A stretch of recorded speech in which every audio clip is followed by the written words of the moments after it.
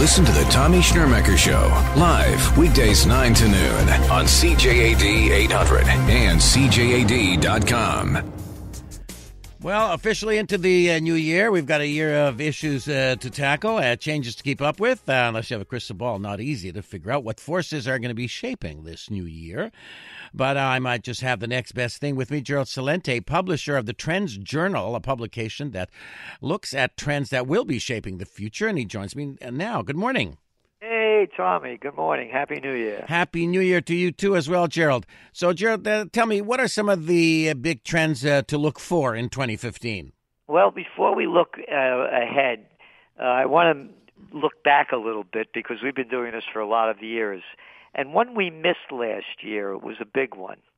And that was we believed that the markets would have unraveled. And we believe that because we thought that they were, and it ties into the future trends, that the Federal Reserve was going to have to raise interest rates. Because they have not raised interest rates in the States since 2006.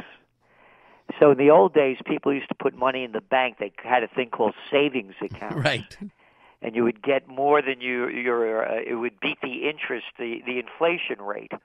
And now, of course, you put money in the bank and you get nothing back. So what they're doing is they're propping up the markets with these low interest rates. So you saw what happened in the beginning of December when the markets started to unravel, and then the Fed came out and said, be patient, we're not going to raise interest rates. They went back up.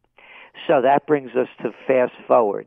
So we missed it. We thought that when they raised interest rates, you're going to see the global economy slow down to very severe levels. So they're keeping interest rates low, not only here but around the world. But this year we're going to start seeing that change start to have negative effects. And you're seeing it right now in Europe. And you're seeing it with the currency, the euro, because they're going to announce that they're going to have their version of quantitative easing. So that means it's going to cost the Europeans a lot more to live. The euro's down to about now $1.19 against the dollar. And it ties into other trends that we're seeing because it's a global slowdown. And one of the top trends for 2015 are price wars. What's going on with oil prices? At first people kept saying, this is to punish Russia. It's not punishing Russia. It's hurting everybody in the oil business. And look what's going on with the loonie. How much has it lost since oil prices started going down since June? Now it's about, 84 to $1. So this is oversupply. There's more oil, but not only oil than demand. There's more copper. There's more iron ore. A ton of reinforcement rod in China is cheaper than a ton of cabbage. Copper prices are down. China gobbles up 40% of the world's copper demand, and that economy is slowing down. So it's going to hit nations around the world, like Chile, big copper exporters, and all natural resource exporters. So what we're looking at is the second trend called bankism. People should stop calling what we have now capitalism because the banks are running the show. I just went through and it's not only in the United States or Europe. Look what's going on over in Japan with Abenomics. They just have a different word for quantitative easing.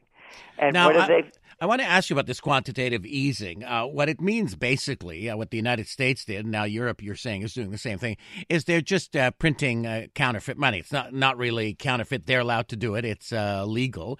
They just say it's a computer entry. They're saying there's more money. They hand it out to everybody, and everybody keeps spending it. And that's why the price of collectibles is going up to $50 million for an Andy Warhol painting. There's just so much money sloshing around in the system.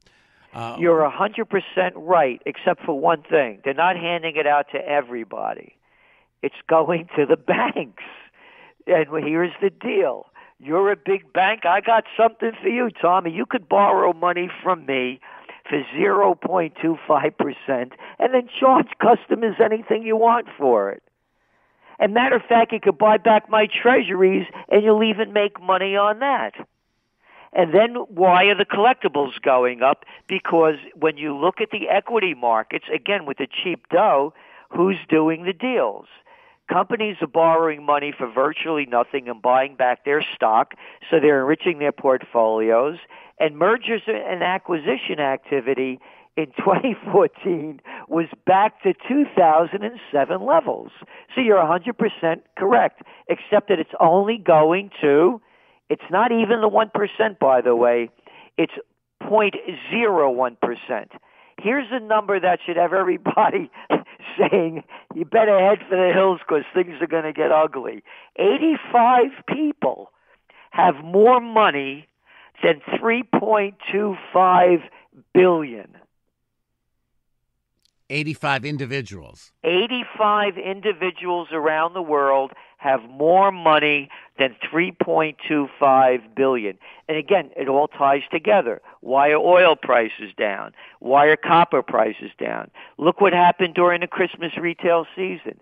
70% off before Christmas Day. In the old days, it was 50% off after Christmas, and only junk was left. There's not enough people with enough money to buy all of the product out there. A Pew Research Center study just last week came out in the United States. The gap between the rich and the poor right now is even at levels worse than during the Gilded Age. Now, you're saying you're talking about people buying stuff at Christmas and the discounts, but isn't part of the reason that so many things are still selling is because you don't really have to pay for anything? It's no money down, no money per month until years and years later. That's a big part of it, and that's what's also happening with the auto industry. That's why auto sales are going up. They're doing the same thing with non-verification loans that the housing market boom transpired with. You don't have any dough, don't have a job, got a lousy credit rating? Come on over, you can buy a car. I got one for you. And don't worry about the interest. We'll put it at zero for a couple of months.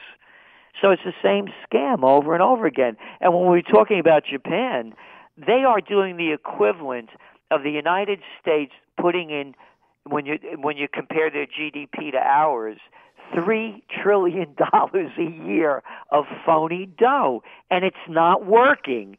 The third quarter GDP in Japan was down 7.2%, and that's after the first round of Abenomics, so now they're doubling up on it. And they're also, not only that, the pension funds are now they're investing in global stock markets when they only used to buy bonds over in Japan. So the whole thing is one big Ponzi scheme, which brings us to the next one, and that's the grand manipulation. And by the way, that piece in the TrendsJournal is being written by Dr. Paul Grobitz, who's former Assistant Treasury Secretary under Ronald Reagan. And here's the deal. They rigged the LIBOR rates. Those are the interest rates. We know that. It's a fact. It's not speculation. They rigged the Forex markets, $3.5 trillion a day worth of currency trades. They rigged them. We know it. It's not made up. You just don't see any head roll because that's the way it is with bankism. The banks get a free ride. So the markets are being totally rigged. Now, why do the banks get this free ride? Is it because they contribute very highly to both your major parties in your country? No, because they're running the show. Who was the guy that deregulated the Glass-Steagall Act that was put in place during 1930s so the banks could not become the casinos, the gamble that they become? It was Robert Rubin. And what was he? He was the former head of Goldman Sachs. And who's the guy that gave us too big to fail? Why, that was Henry Paulson under Bush. And where was he from? Goldman Sachs. Oh, by the way, who's the head of the ECB, the president of the ECB, Mario Draghi? Wasn't he the managing director of the European division of Goldman Sachs? Oh, and how about your guy that used to be in Canada that's now over there in the UK, Mark Carney? Hey, he was with Goldman Sachs, too. It's bankism. They're running the show. It's not a revolving door. And look at it's the banks are in control of the entire world government. All right, we're going to continue our discussion. More of your questions for Gerald Celente. Text your question or your comment to 514-800. Gerald Celente, publisher of the TrendsJournal, on the line with us right now. If you have any questions for him, text them to 514-800. Joe wants to know, do you believe metal prices are being manipulated? Do you foresee China and Russia buying gold and creating a short squeeze?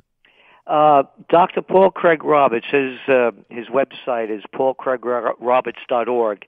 He believes that gold prices are being manipulated. There's more demand for gold now, physical demand, than ever. But the paper markets, the COMEX, and the trading, it's very easy to short the markets with naked shorts and drive down the prices. As we're speaking now, gold is hitting back above around the 1,200 mark. China and Russia are buying gold, and they're going to continue to buy it. And I really, and I don't give financial advice, but I've been buying gold since 1978, and I believe in gold because of all of this cheap money printing, and I believe at some point it's going to show itself in a devaluation of currencies. So you're not going to see inflation in the standard way where there's more demand than supply. It's going to be that it's going to cost you more to buy things because your currency is going to devalue. And yes, I believe that China and Russia will continue to be big purchasers of gold, and also they're easing restrictions again in India so that people could buy gold there again because they were trying to protect the rupee from devaluing so much because people were buying so much gold. This texter wants to know, where can I find sources proving that 85 people have more money than $3 billion? Google it up. It's right there. Okay. This texter is saying, what can the little guy do to protect his nest egg? Well, again, I don't give financial advice, but for me, I only speaking for myself. Most of my my assets are in gold, and of course, I buy historic real estate, but that's different. So there's not a lot you can do. It's very iffy out there because, again, in the old days, you could put money in the bank in a savings account and get interest back on it, but you can't anymore. What do you think the impact will be of oil prices, and are they going to continue to drop in 2015? I believe they're going to continue to drop, and for other reasons as well. One of the trends we're writing about is dominant energy. They're no longer alternatives, and it's going to go beyond wind, solar, geothermal, and biofuel. Ben Davis is our science editor, one of the top people in the country.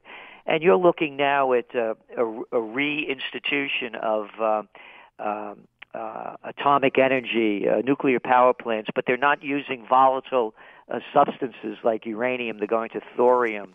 And you're seeing a lot of breakthroughs with hydrogen.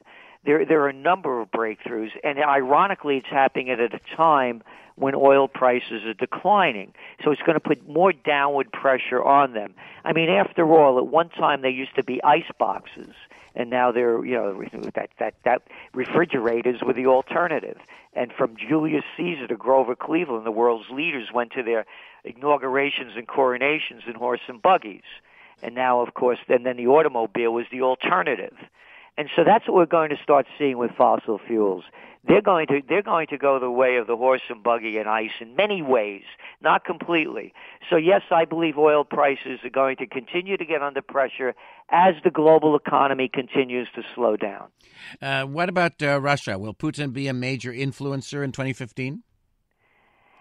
We've been following the Ukrainian crisis. We called the civil war before it began, and we saw what was going on with the anti-Russian sentiments with the Sochi Olympics. And we're political atheists. We don't take a stand. We just call things the way we see them. Whether you like it, don't like it, we don't care. We look at the issues. And when you look at the Ukrainian crisis, this was an American-pushed agenda. The person that wrote in and want to know about the 85 people that own more than $3.25 billion, you could also Google up YouTube, Victoria Nuland, Nuland, Assistant Secretary of State, December 13th, 2013, at the Washington Press Club. And there she is, with a Chevron sign over one shoulder and an Exxon Mobil sign over the other shoulder, saying she just come back from Kiev, saying that Ukraine is European and the best path that they could take is the one set forth by the IMF. And then, of course, they could Google up her conversation